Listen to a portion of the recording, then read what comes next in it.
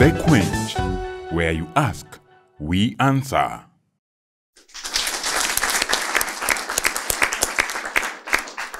And we are back. Now, before we went for the break, we were discussing a few matters, and our audience gave us two examples. One started a school and decided to lock it down. The other one has an idea that she has been unable to see through. So I want to give my guest an opportunity to just tell us how to circumvent both situations in just a minute, so that we can get more examples and scenarios from the audience. I'll start with you, Pastor MWANGI, just to even out the scale. Thank you so much. Let me start with the last question, where you are pregnant of something, but you don't know how to deliver it. Or how to see it through. Yeah. I believe there are three main types of capital, because what you need is capital. People overemphasize what we call the venture capital, or the money that you need. They overemphasize, they balloon it to look so big. But I'm here to tell you that money is a very cheap commodity. It's a very cheap commodity. I'm very confused. Yeah, very cheap commodity. Money is the last thing, and money you can get it within a day. You can wake up broke, you kwachue somewhere, and in the evening you are a different person. But money is not everything.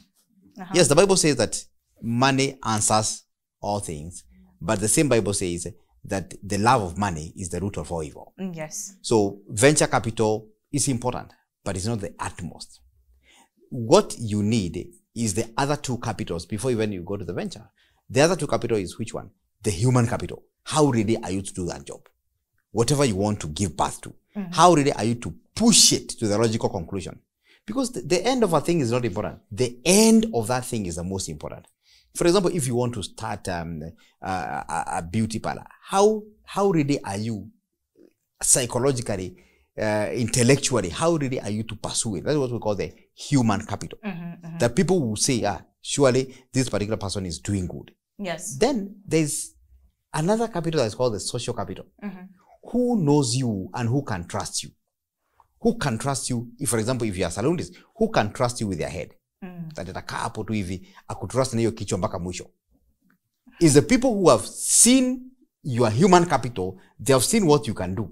Then when you have the human and the social capital, then the venture capital, the money that you are looking for, will follow you. But if I give you money now and you don't have the human capital and the social capital, that money will end. Why? Because you will consume and the money is not growing. Nice. I like what our friend from Bahati said.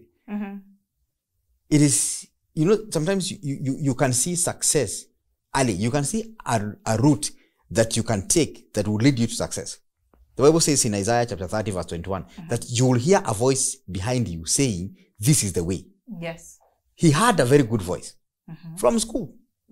That now I'm a graduate, I can start. And you started very well. You started with tuition, then remedial. You are combining day and night. Brilliant.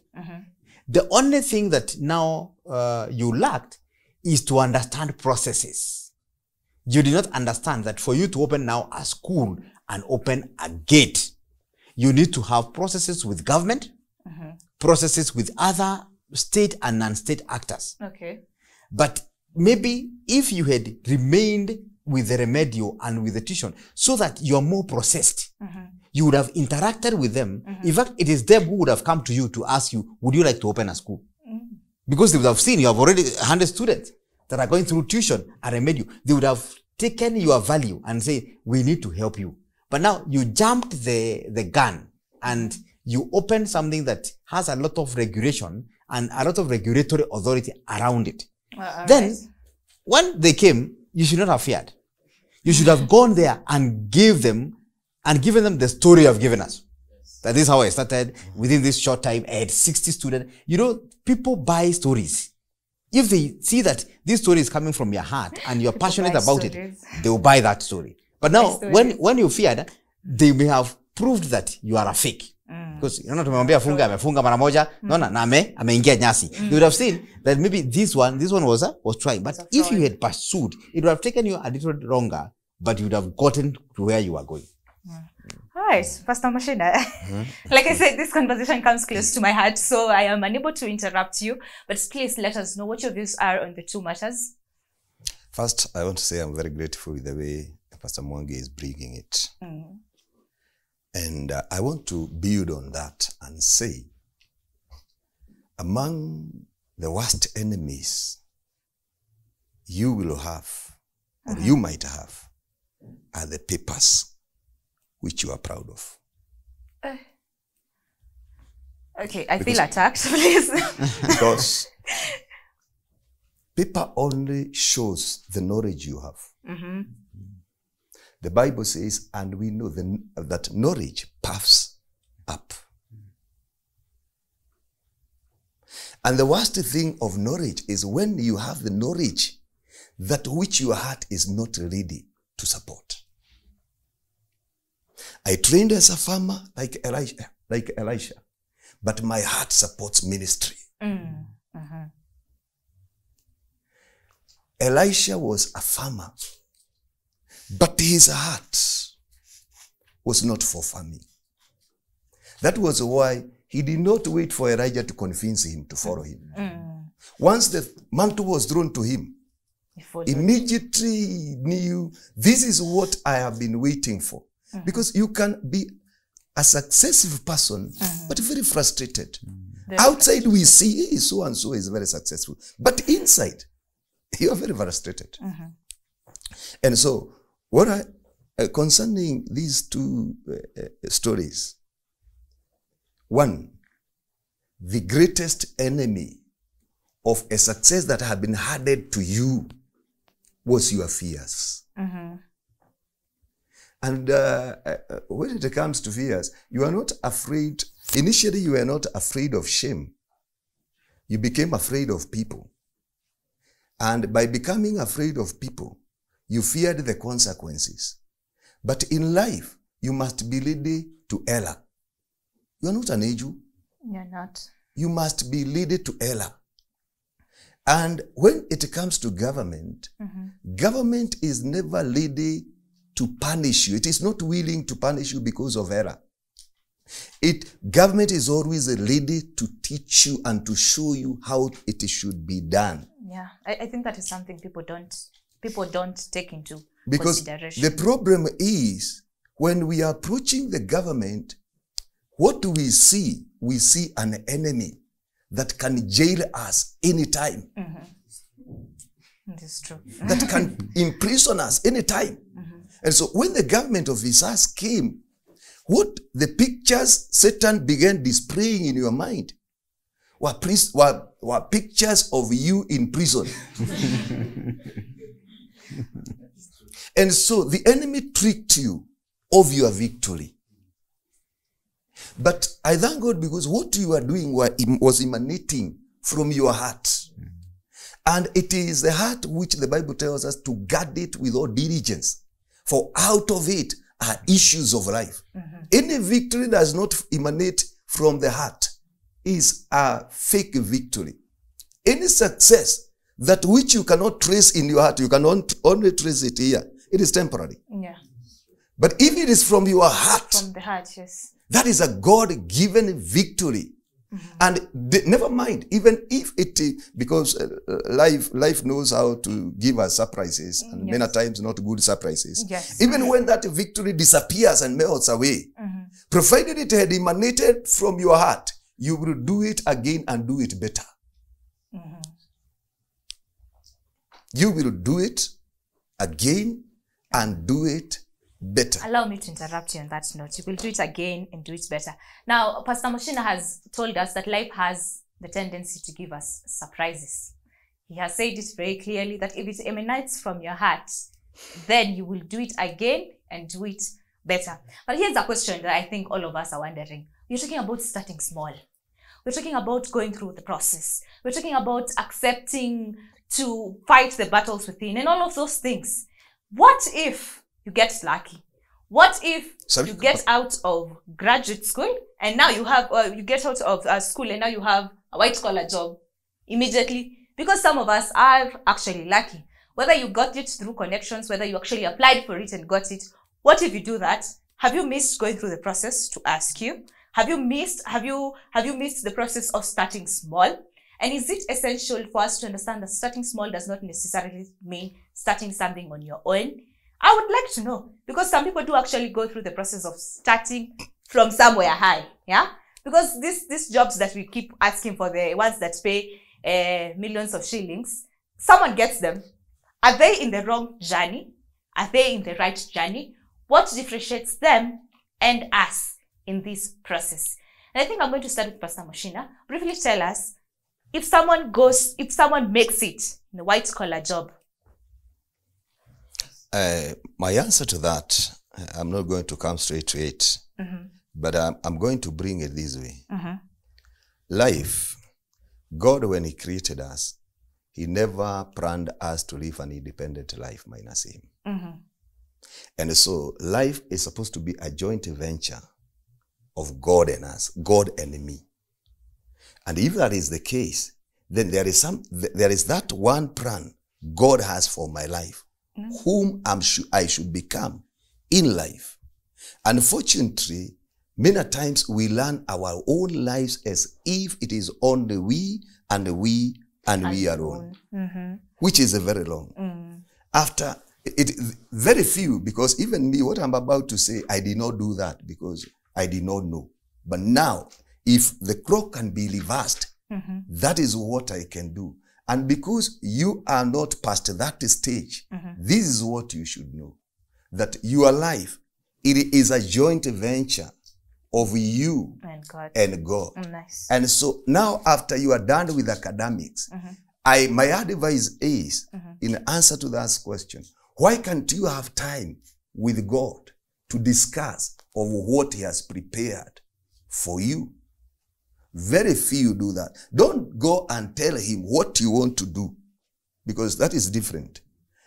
But going to inquire, God, what did you cut me for? Because nobody was cut to do everything. No. Maybe you trained as a teacher, but in the mind of God, you are the best farmer this nation will ever have. Maybe you trained as a banker, but in the mind of God, he expects you to be one of the best ministers of the gospel in this nation and in the world. Yes. Maybe and now, where I'm driving to is, another tragedy that I have seen is people being where they were never cut to be. And when you are where you are never meant to be, I can assure you, frustrations, disappointments, and discouragement you will never be able to kick them away. Why? Not because they love you. No, it is because you are where it is like a fish. No matter how beautiful it is, if it doesn't stay in the water, it will not survive. It will not survive. Hello, my name is Jeff Harrison Okisegere, and I have a question pertaining to the topic, beginning small. And my question is, what do you define failure to be? Or rather, what is really failure? Because sometimes we look at instances like in the Bible, when you look at Peter, the first encounters of Peter with Jesus, you'd think he was a failure. But Jesus comes and tells him again, you are the rock, and on this rock I'll build my church.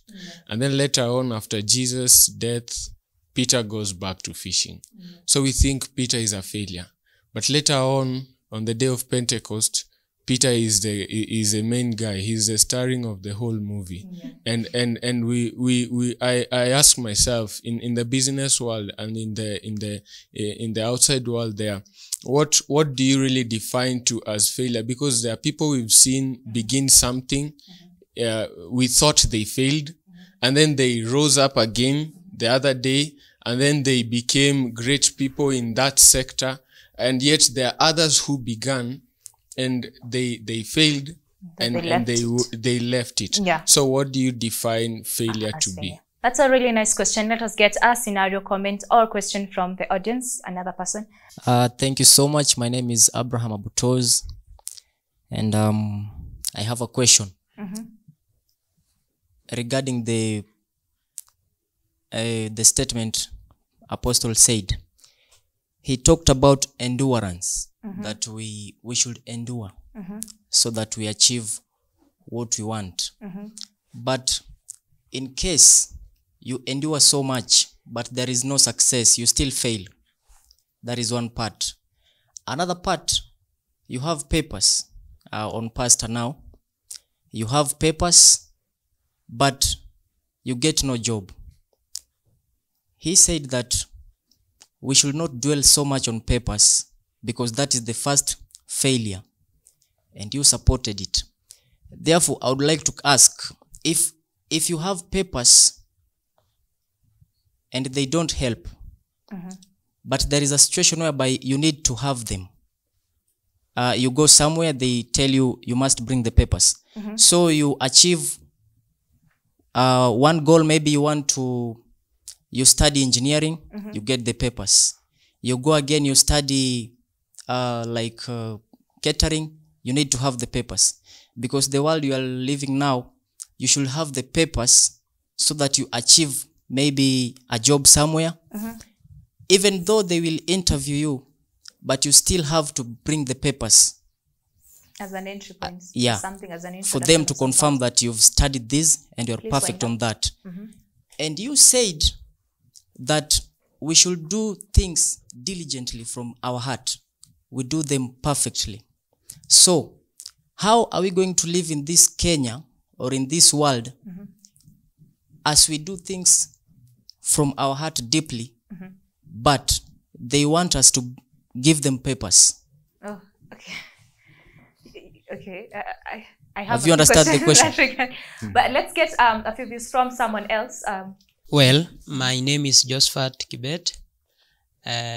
Onto this topic, I've been a victim of the same.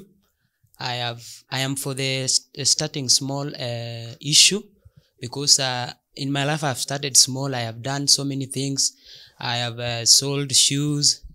It ended. It was not successful. I have sold eggs. It was not successful. But I have been actually trying to look for ways that to succeed in life, you see. So the mentality that I used that has helped me so much is I did not go to school to be employed. You know, that is the mentality that has ruined the lives of many youths. Yes. They go to school to be employed. But there in school, you go there to be given knowledge, to come to be somebody that is innovative, a problem solver. But so that one has really helped me. So I've been trying many things. It doesn't matter how small it is, how low, how shameful it is, but I've always tried my best to do such things so that I come up. And I've seen them working. I'm coming from level to level. That is really nice. Please, let's just... We need a testimony to at least go around, yeah? We need a testimony to at least go around. Let's give it to the gentleman at the back so that our pastors can wind it up for us. Hi, I'm Malvin, and I would like to speculate something about starting small. No, most of us around here, I think we are the book generation. Yeah. So when you have completed your education, you have graduated, you expect maybe to get a good job. But what really kills me or kills the rest of the youths is that you go to an interview and you are like told this is the job and the preview of the job, but you don't have the experience. You need a 3 years experience. So how do we get that experience? Yet you're not given the chances even to get internships and attachments somewhere. I think that's a really nice question. He has asked, because I see you shaking your heads and you didn't ask. But I feel like it's important for us to start with that because I feel like it's very easy to answer. And I will start with you, Pastor MWANGI. Please briefly tell us the 3 questions that have been asked. Okay. All right. Thank you. Thank you so much. Let me start with the last one. Where do you get experience from? And experience doesn't start from employment. Experience starts from your education. Because the moment you graduate and you go out there, people will, for example, if I'm in that interview panel, I will look for the first 3 things. If you're coming for an interview where I'm a panelist, I will look for the first three things. The first thing is packaging and presentation. The way you package yourself, even the way you are wearing your clothes, the way you are walking, the way you sit, packaging and presentation. You don't need experience for that. That you should learn in life. Yeah. The second thing I will look for is your content. We are interviewing for a particular position. How much do you know about that area? Content. Ukifungua tu mdomo, what would you say? Okay. And the last thing is speed of delivery. How do you deliver what you know? Convince me in the very few minutes. So if you are able to gather that in life, not just in a job market, in school, at home, interacting with people, the moment you gather that, it's enough experience to showcase you out there into the market. And that's why you find some people, even in the panel, when an interviewer has just left, say, we like that person. All right. They don't know you, but they liked your presentation, the packaging. And how They you liked even delivered it. how you delivered it. And even the speed. You didn't waste their time. Yeah. You delivered it in a very good time. Then Right. they can test you. Now, along the way, you will add more experience. Before you answer the second question, I would like him to talk to us about the experience thing. Says you go to internships, you go to interviews, and they tell you they want 3 years of experience. Yes, you already know what your end goal is, but you're not getting where you're going because of that haggle of experience. Thank you very much. When it comes to experience, I'm of the same thought and the same mind that experience, schooling is good, education is good, because it is meant to sharpen your thinking. It is supposed to equip you with not only with knowledge, but also with the know-how of how to relate with the people. Yes. Because one of the greatest experience that opens doors is the experience of handling people. Okay. And this one does not go with age. Okay. You can come across somebody who is 50 years, but very poor in handling people. Okay. Okay. You can come across somebody who is 20 years, but he is very good in handling people. Okay. And you know, life is all about mingling and dealing with the people. So when you come to a panel, you go into a panel for interview, and God has given you the ability, when you combine the God-given and the man-given, that is education, of, just as he said, how to present what you know, what you have. That is the number one experience. All right. Because I might not buy the thought that people who secure employment are people who all along have experiences of 5 years, 10 years. Because if you go to different institutions, you are going to find people who are employed last week, and they are not even an year old from when they graduated. I think let us leave it at that. Sorry? So that we can have him talk to us about what the gentleman in the back said. He said you need papers. He said when you want to go, you know where you want to go, you know where your goal is, you need papers. In a statement or two, please tell us, how do you circumvent that? Because you are the one who said you need to go through the process. Yes. Okay. Papers are a catalyst. It's a catalyst. It's not the main thing. It's one of the things that you need. And I believe that by going to school, what you get from school is knowledge. But there are 3 important things around that: knowledge, understanding, and wisdom. Even the Bible says that wisdom is a principal thing. But in all things, get understanding. Yes. This is the difference. Knowledge is the least. And the Bible says that my people perish for lack of knowledge. Yeah. It's the least. What is knowledge? It's knowing facts. Just knowing facts, knowing If I things. don't go to school, I will not be able to speak good English. That's a So lie. even when I go out there, I will not be. Understanding is knowing, now I know how to speak good English. I know that I've gone to school. I have this knowledge. Understanding is knowing about facts, not just facts. And what is wisdom? Wisdom is applying facts. How do you apply? How do you apply that knowledge? The paper that you have, yes, you have it in the pocket. How do you apply what you learned in school into the job market? All right. That is the most important thing. So without the papers, you will not know what to apply. But when you have the papers, you know, okay, now I know. Papers are here. I know that this training is in my head. It's not in my papers anymore. It is in my head. It's in my system. How do I apply it into the job market? So you need the papers, because those are the papers that certify you. That for sure, you went to school and you studied this particular area. But after you have been certified, how do you apply what you learned in school? How do you apply what you learned in school? I think, Pastor Muchina, I will have you answer the question, the last question, the first one that was asked by the gentleman over there. He asked, how do you define failure?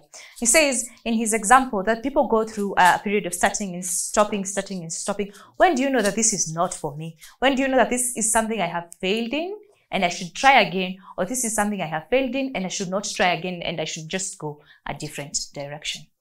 Failure is when your heart can no longer take it. Oh, okay. That's a new one. Failure is when your heart can no longer take it. But if you fail and your heart is still, has the strength and the energy to do it again, you have not failed. You have only learned how not to do it. Okay. You have not failed. And greatest victories or successes, the people who achieves and secures them, they have a lot of stories of what to them and to others looked like a failure. Okay. But they refused because their hearts, yes, I did not get the results which I expected. Right. But my heart still is saying, do it again. Do it again. And at that point, I don't know whether it was there that somebody brought the issue of enduring. Endurance, what gives one's the strength and the energy to endure, even for a long time, it is because whatever he is dealing with, he is given to it. He wants it. He is so much given to it. It is as if this is what my life is all about. Yes. Because when you have so many options, it is very hard to succeed. Yeah. When you have so many, you have option A, B, C, D. If this one doesn't work, you try another. The fact that you have so many options might render you a failure at the end of the day. But when you have one thing, it is, and your heart is a witness that this thing, it has to work. For example, allow me to just use an example. Please do. Where we are, it is the man of God, Apostle Kimani, who is behind this whole thing. I wish he can sit down with you. We have never sat down with him, but I believe a great success like this, it has a lot of stories of how he failed at the beginning. The one thing that has done as injustice is us adulting people who have succeeded without digging what they went through to succeed. Yes. We only fall in love with the end results, and we don't dig to know what did they go through. And you could be that one person who has failed again and again, so that years to come, you will be a source of inspiration to so many people. Yes. Let us pick somebody like Moses. Can you imagine somebody who was being groomed to become the next Pharaoh? And all of a sudden, everything fell apart. Falls apart. Now Only to become a shepherd. Can you imagine? Do we really have a comparison of somebody who used to be a prince and now he is a shepherd? And even what he is shepherding does not belong to him. And even he is not very sure of his wages at the end of the day. Yes. Everybody could have concluded this man is a failure. In fact, he was about to become the next thing. And here he is just looking after his ankles of frog. Failure is not what people... You will never fail. And let me tell you, young men and young women, you have not failed as long as your heart is telling you, go ahead and do it again. Yes. Go ahead and do it again. Don't go by stories of what people are saying. Because they are also roast. They are also roast. Go by the testimony, the witness in your heart. As long as you still have, there is that still remaining ounces of energy to move on. Do it again and again. Don't listen to your head. Listen to your heart. I love that. Failure is when your heart cannot take it anymore. What is failure, Pastor Mwangi? In the fewest words. In my own words, I can define failure as the inability to gather yourself up after you have gone through a misfiring. When you wanted to do something and it could not work, the inability to gather yourself and stand. That is what I call myself failure. And when you look at even in starting small, people like Standa, the founder of KFC, the founder of KFC, he tried so many things, including suicide. Suicide, did fail, including suicide. At the age of 40, he was trying to commit suicide. It failed. So at the age of 65, he told his wife, now we are old enough. Let's just fry some chicken here in Kentucky. And he tried to sell his recipe to hotels, and they said, no, we don't need it. But eventually, when they started frying in Kentucky, now we have Kentucky Fried Chicken, KFC. Yeah. Why? Because they did not remain where they fell. They gathered, dusted themselves, and they were able to walk ahead. So as a young person, just know that failures will come. Failures will come, but it will not be a definite failure if you gather yourself. You, as Apostle said, you will know how not to do one thing. Like Thomas Edison said, the inventor of bulb, the light bulb. Yeah. When he failed almost 900 times, they asked him, what is one lesson you've learned? He said, I've just learned how not to make a bulb 900 times. Oh, I've not failed. I've just learned how not to make a bulb. But eventually, the bulb is lighting, and now we are enjoying what he did not give up in doing. So when you don't give up, you have not failed. All right. So, well, he said failure is when your heart cannot handle it, and failure is when you are unable to gather yourself up. I hope you have learned a thing or two. I hope you have taken home something. It could be one statement. It could be the whole episode. It could be just something quite significant to help you when you are starting small. And with that, we wind up the episode for today.